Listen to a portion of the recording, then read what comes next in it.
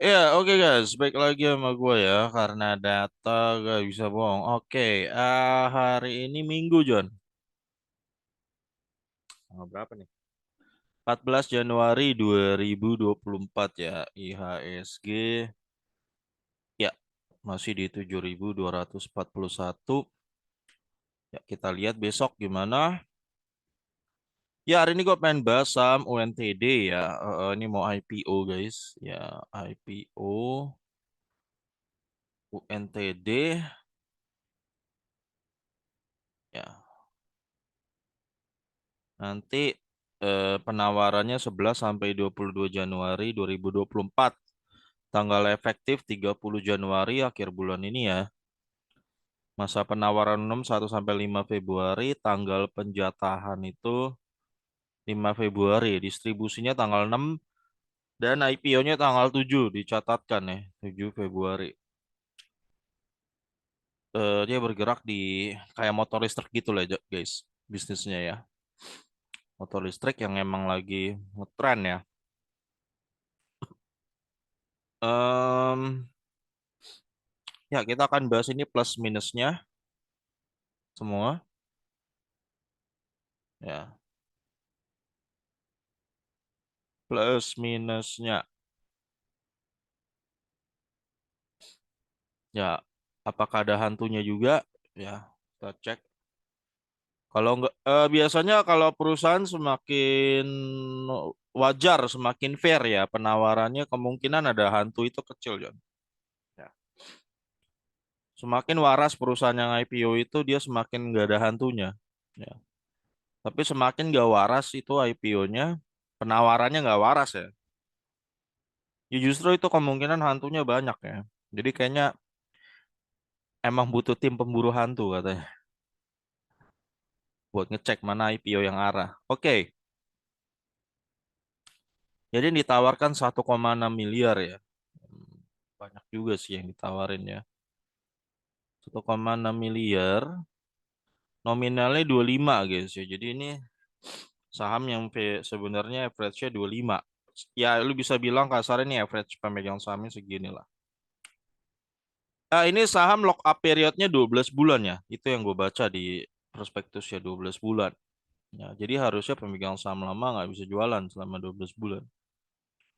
Harga penawaran 170 sampai 240. Sebanyak-banyaknya dia incar dana 400 miliar ya. 400 miliar dan dicatatkan di BI 7 Februari. Eh, nah ini posisinya ya.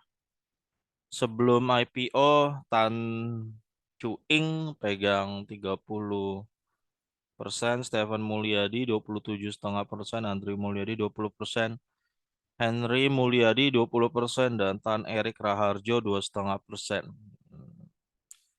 Memang sih ada entitas di bawah 5% ya, tapi cuma satu orang. Ya, biasanya sih harusnya dua orang kalau lo mau cari hantunya. Dan ini juga ada period lock up 12 bulan. Jadi harusnya si ini pun juga nggak bisa jualan. Harusnya so far yang gue tahu. Ya. Jadi kalau dia mau menggoreng-goreng, kemungkinan nggak ya di lock up gitu. Harusnya nggak bisa. Nah, nanti sesudah IPO, Tan Cuing itu dia pegang 22%. Stephen Mulyadi pegang 20%, Andrew Mulyadi 15%, Henry Mulyadi 15%, dan Tan Erik Raharjo Prayitno 1,88%. Masyarakat nanti lo ada di sini ya, 25% dengan value 1,6 miliar. Ya. Sorry, lembar saham. Jadi total saham yang akan dicatatkan di BEI itu 6,6 miliar. Ya.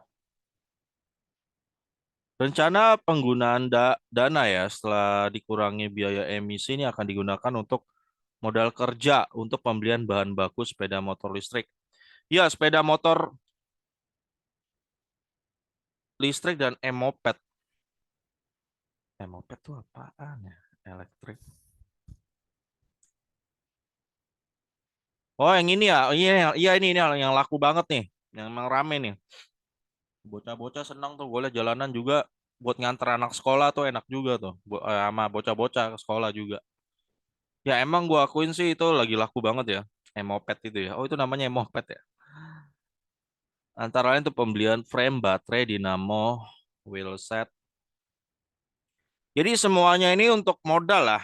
Ya, dia incer dana 400 M untuk modal semuanya. Bener-bener nggak bukan bayar utang. Oke lah. Secara ini oke. Nanti nanti kita coba adain simulasi ya, seberapa menguntungkan sih lu dapatnya. Ya. Oke, tadi kita udah bahas ini. Ya, sekarang jadi dia lock up-nya itu 12 bulan ya guys. Nih lu bisa lihat sendiri lock. Nah ini ya. Nih, lock up-nya itu 12 bulan. Ya. Dilarang untuk mengalihkan sebagian seluruh kepemilikan saham sampai dengan 8 bulan setelah pernyataan. Ya. Terus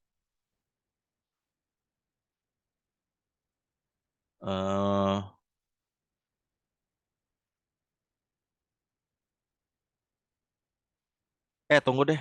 Andri Mulyadi, Stephen Mulyadi dan Henry Mulyadi selanjutnya disebut sebagai para pemegang saham pengendali perseroan telah bersedia untuk tidak mengalihkan pengendaliannya pada perseroan sampai sekurang-kurangnya 12 bulan.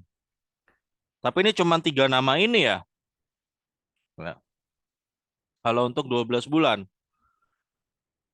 Nah, berarti untuk yang tadi gua nggak tahu nih guys ya. Yang ini nomor satu sama ini nggak disebut. Kalau ini 234 sepakat dia nggak jual selama 12 bulan. Ya soalnya jumlah dia gede juga kalau jualan ketahuan. Tapi yang ini gua nggak tahu nih nomor 5 nih. Sama nomor satu. Ya, nomor satu harusnya kalau kejualan ketahuan ya. Lucu aja kalau dia jualan. Udah oke dari sisi ini gua nggak bisa cerita dah ke lu. Ya apakah itu termasuk hantu atau enggak ya? Gua nggak bisa cerita. Apakah niatnya ngegoreng apa enggak? Ya. Oke, sekarang kita akan lihat laporan keuangannya untuk lihat potensinya dia gimana. Ya. Kita ke laporan keuangan ya. Ekuitas 120 M, lalu naik 162 miliar, lalu 168 miliar, dan sekarang ekuitasnya 215 miliar ya. Dia punya utang 617 miliar guys. Jadi posisi saat ini ekuitasnya itu 617 bagi 215 itu ya sekitar 286% ya. Betul. Ya. Ini DER-nya ini cukup gede ya, DER-nya untuk saat ini ya. Sebelum IPO ya kira-kira ini. Lembar saham nanti yang akan tercatat adalah 6,666 miliar 666.700. Ya, berarti book value-nya cuma 32. Ya, lo ingat ini emiten book value-nya cuma 32 untuk saat ini. Tapi nanti kita adain simulasi ya kalau dia udah jadi modal semua kira-kira jadi berapa ya. Dia mau nawarin yang minimal di harga 170 ya. Maka dapat 5,27 PBV-nya. Nah, ini labanya 47 miliar, 41 miliar, 42 miliar laba bersih ya. Ini sampai bulan Juli udah tembus 46 miliar ya. Ya oke, tahun ini dia lagi meningkat banget 2023 ya. Kemungkinan sampai Desember itu dia bakal tembus 46 bagi 3 kali 4 ya. Kemungkinan ya angka simulasi ya dia dapat angka 61 miliar. Oke, kita itu. Sorry, gua salah. Juli itu 7 ya. 46 bagi 7 kali 12, sorry. Sorry, nah coba. Ya, dia kira-kira tembus 78.857. Ya, kira-kira laba dia di bulan Juli itu sorry, di bulan Desember akan tembus 78 miliar. Yang kalau lu bagi jumlah saham tadi yang ada 6 miliar, maka EPS-nya tuh kira-kira 11. 11. Ya, benar 11. Nah, dia uniknya sebelum IPO udah pernah bagi dividen guys ya. Memang udah pernah nih ya. Dia udah pernah bagi dividen. Riwayatnya ya. Jadi ini perusahaan belum lama didiriin ya 2020. 2020 dia nggak bagi dividen ya, laba 47 M. 2021 dia belum bagi ya. Nah, 2022 ini dia ada bagi. Total dia bagi 36 miliar, labanya 42 miliar dan dia bagi jadi dividen 36 miliar. DPR 85% ya. Jadi waktu 2022 ya dia bagi 85% yang kalau kita pakai jumlah saham sekarang berarti itu nilainya kira-kira dibagi nih 42 ya. Oke, 42 kali 50% ya, sorry. 6,3 kali 85% aja, guys. Berarti itu dia udah pernah bagiin, sorry, 6,2 ya. Jadi dia kemarin bagiin dividen 5,2 ya, kalau pakai lembar saham sekarang yang mau dia ini ya, 5,2. Itu berarti yieldnya 85% kalau lo di harga 70 ya. Sorry. Ya kalau lo di harga 170 kan dia 5,2 bagi 170 tuh yieldnya 3%-an ya. Oke. Ya jadi dia udah pernah bagi dividen guys ya. Tahun lalu sekali. Lama catatan 3 tahun nih. Ya sekali. Em, tapi kalau di prospektus dia janjinya tuh bagi cuma 30%. Ya, di prospektus ya. Nanti dia janji setelah itu cuma bagi 30% nih. Ya. Perseroan bermaksud akan membagikan dividen kas kepada pemegang saham perseroan dalam jumlah sebanyak-banyaknya, paling banyak loh udah. 30% dari laba bersih buku yang bersangkutan ya, dimulai dari tahun buku 2024. Jadi pencatatan dividen nanti buat publik itu baru dimulai 2024 yang artinya lu baru terima tahun 2025. Ya, jadi 2024 nyampe habis, nanti lu baru terima di 2025. Ya, 30% doang. Nah, oke lah, sekarang kita adain simulasi ya. Kalau memang semuanya dia pakai buat permodalan.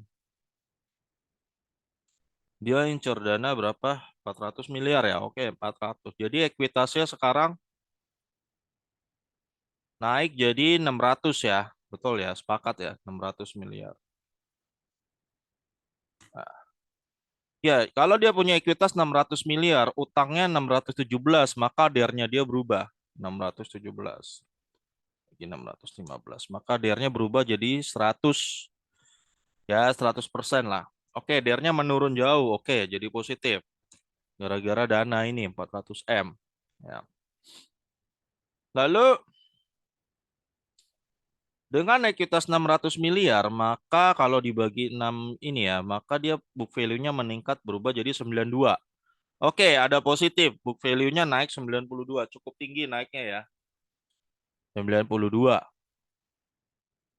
Nah, dan dia kalau misalnya lo beli di 170, maka PBV-nya jadi turun ya. Turun jadi 1,8. Ya, 1,8. Labanya John ya. Labanya kalau dia di 78 M. Ya, maka dia akan IPS-nya berubah jadi 11, benar ya, 11. Sorry, sorry. Oke, kita adakan simulasi laba ya. Seandainya 400 miliar tadi kan dia kan incer dana 400 M. Sorry, ya 400 M. Anggaplah dia bisa menghasilkan bersih 10% dari 400 M itu ya. Maka ketiban laba baru 40 M kan. Ya dong harus rasional ya, 40 M. Oke, ternyata dari hasil IPO dia beli modal segala macam 400 M itu bisa menghasilkan laba baru 10% ya. Kira-kira bersihnya ya. Jadi 70 tambah 40. Oke, kita simulasikan berarti kira-kira dia bisa lah dapat 118 miliar. Nggak ngarang ya, maksudnya nggak ngarang asal-asalan ya. 10% menurut gue termasuk angka yang masih reasonable lah. Berarti kira-kira laba mentoknya untuk saat ini ya, kira-kira berpotensi lah tembus 118 miliar. Itu artinya kalau dibagi PS dia akan tembus 17. Bener pas ya 17. EPS 17. Ya. Nah, kalau pakai Benjamin Graham punya cara ya, EPS mentok 17 kali 10 ya 170. Harga fundamental ya di atas ini mahal. Loh menurut ya berarti dia nawarin di harganya guys ya. Nawarin di harganya.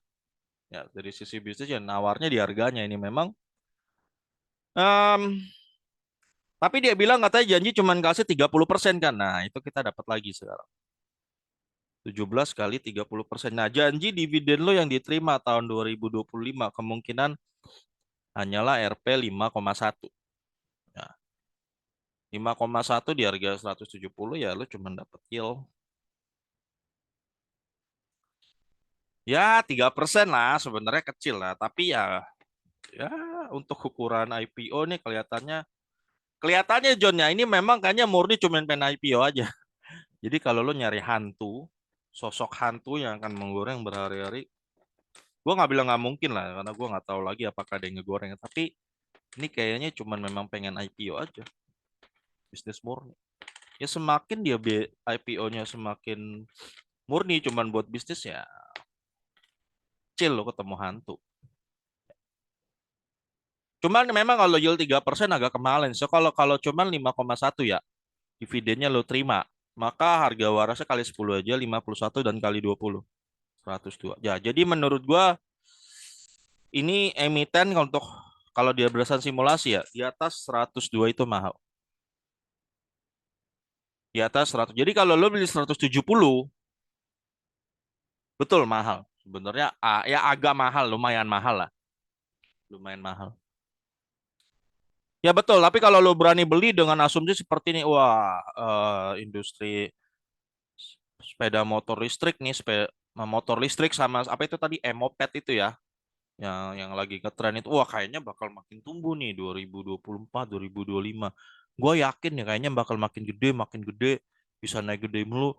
Ya jangan-jangan dia nanti bisa tembus sampai 200, 300 harganya ya naik. Wah, ya kalau lu berani ambil spekulasi itu ya silakan. Silakan, lu beli di 170 silakan. Tapi kalau lu gak yakin ya mending jangan. Ya. Ya jadi kalau menurut gua harga yang dia tawarin ya, Gi, sebenarnya mungkin mahal dikit tapi masih tergolong fair. Masih tergolong fair. Nah, kabar buruknya buat lo pecinta, gue nggak tahu ya apa ini bakal arah hari pertama. Ya kabar buruknya buat lo yang pecinta gorengan, yang pengennya arah hari pertama ya. Semakin fair sebuah barang, ini yang gue tangkep ya dari IPO di BI ini. Justru semakin jujur sebuah perusahaan IPO, ya lo jangan harap arah, karena dia nggak ada niat goreng dari awal, gitu loh. Ya, semakin jujur. Tapi gue nggak tahu sih ya rekam jejak pengendali sebelumnya gimana. Coba deh. Gue nggak tahu ya. Apakah pernah tersangkut kasus hukum atau enggak. Ya, coba aja lo cari sendiri. Kalau pernah, misalnya pidana pencucian uang atau gimana gini. Kalau pernah kemungkinan memang bakal mau digoreng. Tapi gue nggak tahu. Ya pokoknya intinya semakin jujur dan fair sebuah perusahaan dalam IPO termasuk pengendaliannya. Kecil kemungkinan tuh arah itu. Karena dia emang nggak niat goreng. Ya tapi kalau menurut gua harga yang ditawarkan dia ya, harganya warasnya segini, di rank segini 170, 51, 102. Menurut gue yang dia tawarkan perusahaan ini ya masih dalam kategori mahal sih memang dikit ya, tapi masih tergolong masih masuk akal gitu. Masih masuk akal karena yieldnya masih 3%-an. Agak mahal tapi ya. Ya gitu Jos, kalau gue untuk WNTD ya. Ya, semoga bermanfaat video gue ini gue John ya. Sampai ketemu lagi di video gue berikutnya karena data nggak bisa bohong ya.